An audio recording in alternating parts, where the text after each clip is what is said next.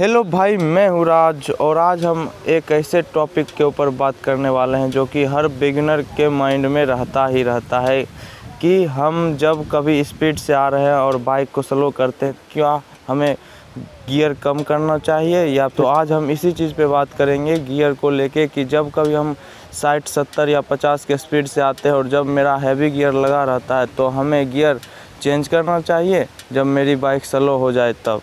तो मैं बता दूं भाई, हाँ भाई, जब कभी आप स्पीड से आ रहे हो और उसके बाद आपकी बाइक का हैवी गियर लगा है और जब कभी आप बाइक को स्लो करते हो तो आपको गियर चेंज करना ही होगा, अन्यथा या तो आपकी बाइक बंद हो जाएगी या फिर दुक दुक करके आगे की ओर उठेगी, एकदम से नहीं स्पीड पकड़ेगी।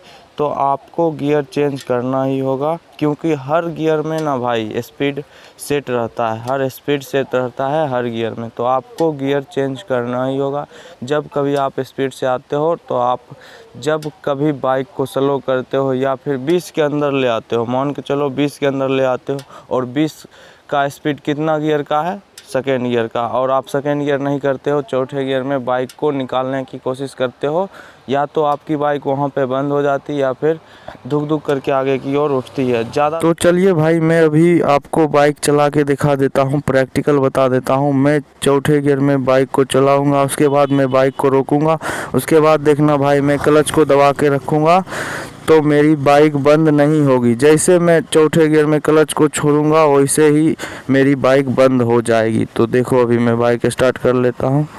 पहले न्यूट्रल, देख सकते हो ग्रीन बत्ती जल चुकी है, न्यूट्रल। फर्स्ट गियर मैंने डाल लिया,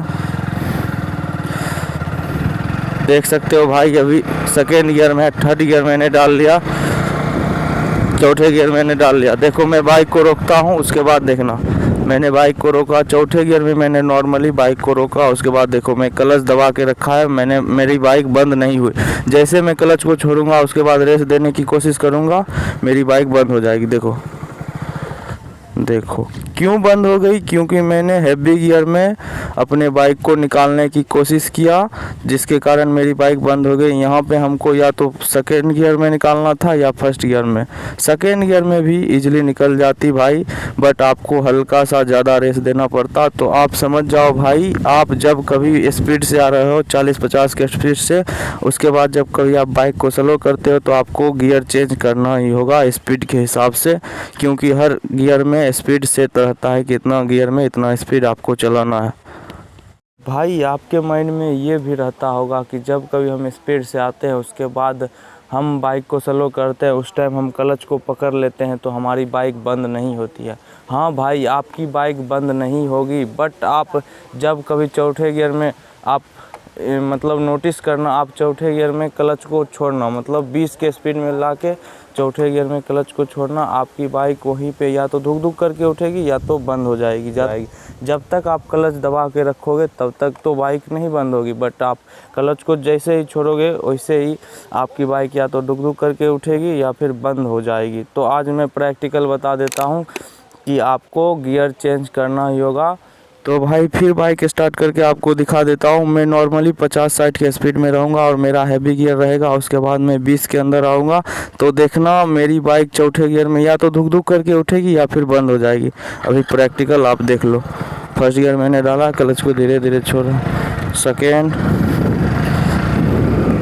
थर्ड,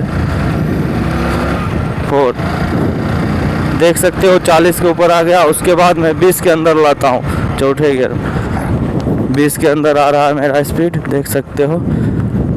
उसके बाद देखो भाई मैं उठाने की कोशिश करता हूँ बाइक, देखो दुक दुक दुक दुक दुक करके उठ रही है भाई, यानी मेरी बाइक उठ गई। उसके बाद देखो 15 के नीचे आएगा तो मेरी बाइक बंद हो जाएगी, आगे की ओर नहीं जाए। अब देखो धक्का देके बंद हो गई।